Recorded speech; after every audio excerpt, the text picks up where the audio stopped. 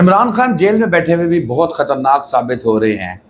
Election commission के अरकान को धमकी दी और कहा कि तुम सब के नाम मेरे इल्म में है, लेकिन सोचने की बात यह है कि इमरान खान को उनके नाम किसने बताए और किसके कहने पर एक मरतबा फिर इमरान खान ने जेल में बैठे हुई अग्रेसिव मोड जो है वो इख्तियार कर लिया। इस पर बात करेंगे।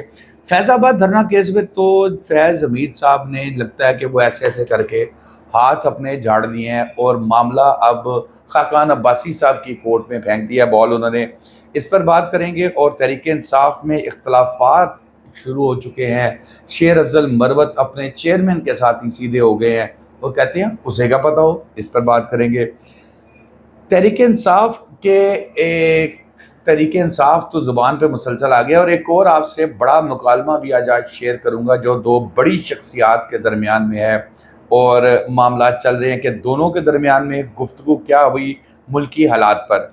सेनेट इलेक्शन मुलतवी करने का बिल पास कर लिया गया, लेकिन ऐसा नहीं होता मेरे भाई। हुक्म होता है। इलेक्शन तो आपको करवाने पड़ेंगे, सिवाय इसके कि वो जो एक और फार्मूला आपने दिया हुआ है उस पर आप अमल दरामद करें। सबसे पहले बात करते हैं जी, तहरीक इंसाफ के चेयरमैन इमरान खान साहब जेल में बंद हैं और उनकी तस्वीर, उनकी आवाज़, किसी चीज़ को बाहर नहीं आने दिया जा रहा।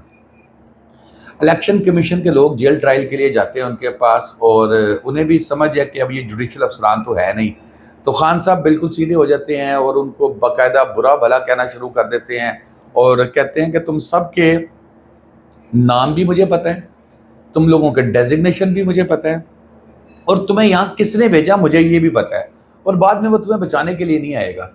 और फिर उसके बाद वो कहते हैं कि अगर मेरी हुकूमत आई तो फिर तुम्हारे ख़िलाफ़, बल्कि आई नहीं, उन्होंने कहा मेरी हुकूमत आएगी और मैं तुम्हारे ख़िलाफ़ आर्टिकल 6 के तहत कार्रवाई करूँगा।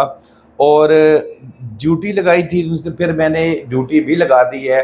अब इमरान खान साहब ने अपने एक बड़े करीबी वकील की ड्यूटी लगाई है।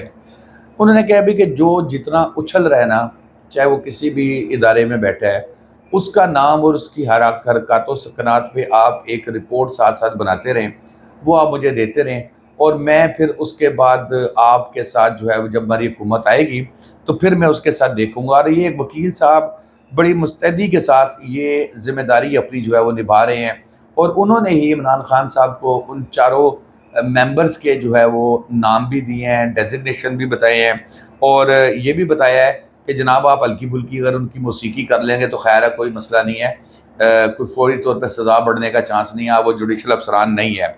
तो खान साहब जेल में भी अग्रेसिव हैं। हालांकि मेरे ख्याल में उनको ये बात सोचनी चाहिए कि अगर आज वो जेल में हैं तो शायद उसमें उनकी हुकूमत की नाकामी की वजह कम है।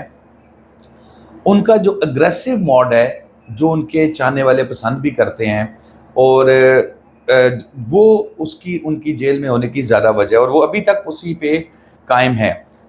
बंदे की ड्यूटी लग गई हुई है जी, बंदा जो है वो उनको डिटेल्स वगैरह भिजवाता रहेगा।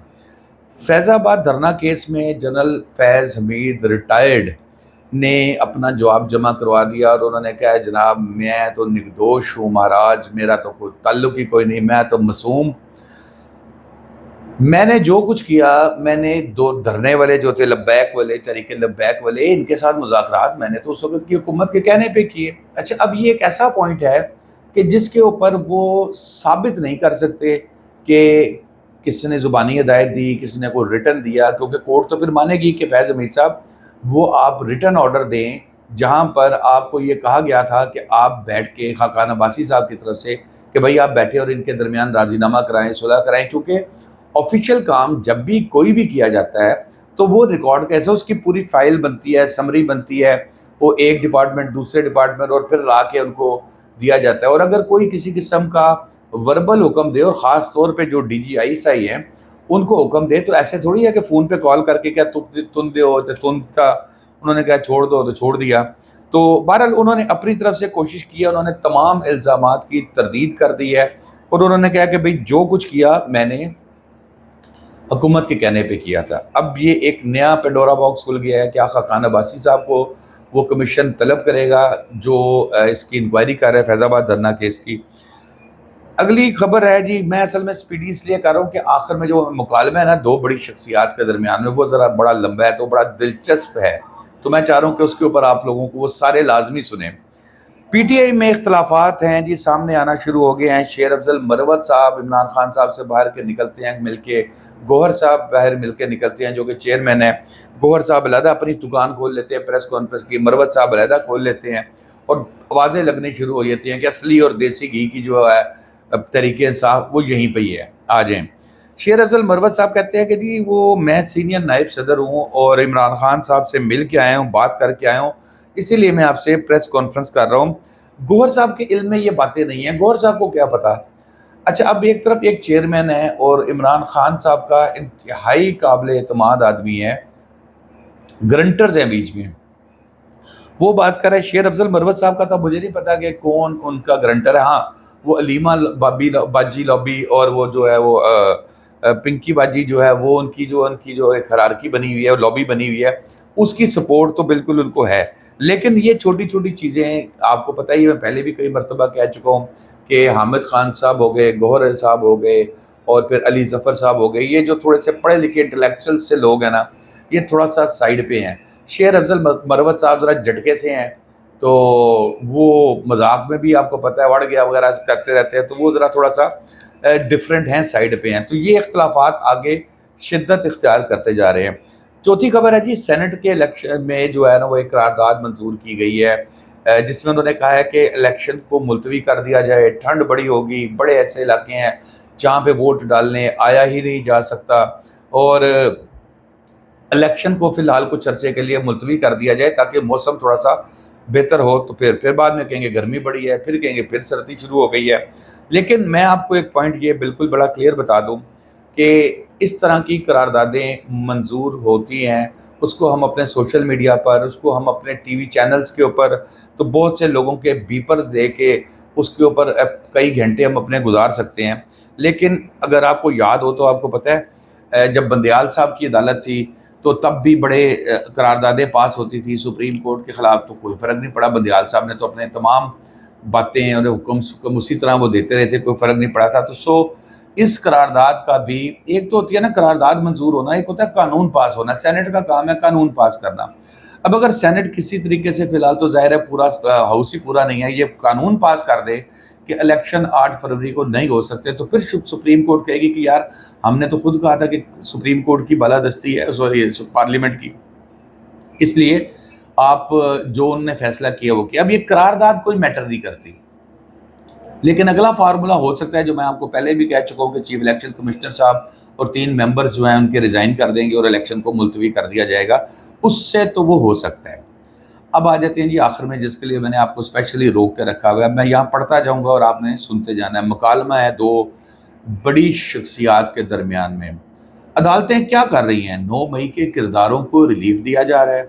जिसने मुल्क की मईशत का जनाजा निकाल दिया उसके हक में फैसले आ रहे हैं। आगे से जवाब मिलता है कि अदालतें फैसले आइन के अंदर रह के करती हैं और आइन ने जो हकूक़ किसी एक शहरी को दिए हैं वही हकूक़ तहरीक इंसाफ के लोगों को भी दिए जा रहे हैं, उनका भी उनका राइट है। वो आ गया तो पहला हमला अदालतों पे करेगा, फिर फौज पे करेगा और सब कुछ बर्बाद हो जाएगा। आपके ख़िलाफ़ पहले ही रेफरेंस बनाया गया था और आपकी छुट्टी होने वाली थी, हमने आपको इज़्ज़त दी, हमने आपको आपकी हमायत की। जवाब मिलता है हम आइन की पाबंद हैं, अपनी मर्ज़ी नहीं कर सकते। अगर इसमें हमारे साथ ज़्यादतियाँ की, अगर उसने हमारे साथ ज़्यादतियाँ की हैं तो भी हम उसके साथ ज़्यादती नहीं करेंगे। हमें इमरान से कोई मोहब्बत नहीं है और हम भी उसके साथ हम उससे मोहब्बत नहीं है, लेकिन जो आइन कहता है हम उस पर अमल करने के पाबंद हैं, हमने हलफ उठाया है। हमारी आइनी कमिटमेंट है, हम रिलीफ देना, अगर रिलीफ बनता होगा तो रिलीफ देंगे, वो हमें रोका नहीं जा सकता। इमरान खान से हमारा इख्तलाफ उसकी पॉलिसियां हैं, वो आगे आया तो फिर मुल्क डिफ़ॉल्ट की तरफ चला जाएगा, सब सियासतदानों को जेल में बंद कर देगा, फिर मुल्क गोगी और पिंकी का राज होगा। नाबालग जो हैं वो पार्लियामेंट में बैठा दिए जाएंगे और मीडिया की सांस बंद कर दी जाएगी। मीडिया की सांस तो अभी भी बंद है। बहरहाल ये बड़ी शख्सियात का मुकालमा है, मैंने अभी अपना बीच में लुच डाल दिया है। हमने आइन के अंदर रहना है और आप آئین کو اور عدلیہ کے ذریعے آپ عدلیہ کے ذریعے اس کو کچلنا چاہتے ہیں. ہم نے تو آئین کے اندر رہنا ہے. ہم آئین کی کتاب کو اندر رہنا چاہتے ہیں اور آئین کی ہر قیمت پر جو ہے وہ ہم عمل درآمد کرائیں گے. عمل درآمد کرائیں گے. ہم آئین کو کسی ایک شخص کے لیے روند نہیں سکتے. اگر ایسا کیا تو تاریخ میں جسٹس منیر اور جسٹس نسیم حسن شاہ کی طرح کھڑے ہوں گے. عمران خان کو ریلیف دینے کا مقصد ہے کہ ملک نہ ملک بچے نہ معیشت بچے. پھر سوال کیا جاتا ہے اور جب ملک ہی نہیں رہے گا تو پھر آپ نے آئین کا کیا کرنا ہے؟ آگے سے جواب آتا ہے، حقائق کو سمجھیں اور اس کی روشنی میں فیصلے کریں. دیکھیں آئین کے مطابق فیصلے ہوئے تو آئین بھی رہے گا اور ملک کو بھی خدا نخواستہ کوئی نقصان نہیں ہوگا. سیاسی اور معاشی استحکام آئے گا. دونوں طریقے سے یہ بالکل چیز کلیئر ہے. جواب دیا جاتا ہے. ہر روز مجھے مشورہ دیا جاتا ہے کہ مارشل لا لگا دو اور عدلیہ اور سیاستدان سب ٹھیک ہو جائیں گے. مشورے تو پھر آپ کو پتہ دینے والے بڑے ہوتے ہیں. اگر فیصلے نہ مانیں تو بندیال کی طرح ہو جائیں گے اور ہم نے تو آپ کی عزت کی ہے. ثاقب نثار کا دور یا بندیال کا دور نہیں ہے. یہ جواب دیا جاتا ہے. پی ٹی آئی والے آپ کو کرپٹ کہتے رہے، گھر بھیجنے کی باتیں کرتے رہے. ہم نے آپ کو دل و جان سے ایکسیپٹ کیا. دوستو آج کے لیے اتنا ہی. شاداب ریاض کو اجازت دیجیے. اللہ حافظ.